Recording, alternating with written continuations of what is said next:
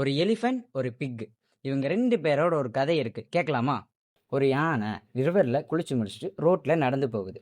அப்போது ஒரு பிரிட்ஜை ரீச் பண்ணுது. அந்த பிரிட்ஜ் ரொம்பவே நேரோவாக இருக்குது. அந்த பிரிட்ஜ் ஆப்போசிட்டில் ஒரு பிக்கு மட்ல எல்லாம் குளிச்சுட்டு ரொம்பவே டேட்டியாக வருது.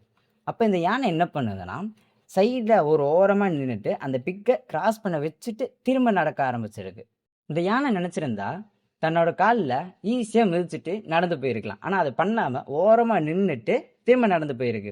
இந்த பிக்கு இந்த விஷயத்த ஆணவத்தோட அதோட ஃப்ரெண்ட்ஸுக்கிட்ட எல்லாம் போய் சொல்லியிருக்கு. பாத்தியா, நான் எவ்வளோ பெரிய ஆள்னு, இந்த யானையே என்னை பார்த்து பயந்துட்டு ஓரமாக நின்று போகுது, இப்படியெல்லாம் சொல்லியிருக்கு. இந்த விஷயத்த அந்த யானையோட ஃப்ரெண்ட்ஸ் யானைகளாக கேட்டிருக்கு.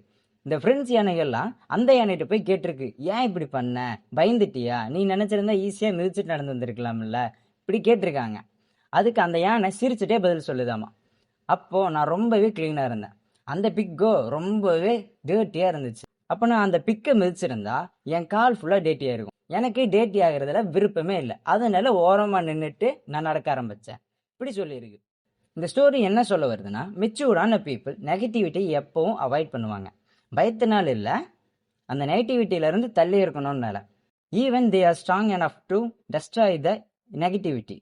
ஒவ்வொரு ஒப்பீனியனுக்கும், ஒவ்வொரு கமெண்ட்டுக்கும், ஒவ்வொரு சிச்சுவேஷனுக்கும் ரியாக்ட் பண்ணணும்னு அவசியமே இல்லை. Choose your battles wisely.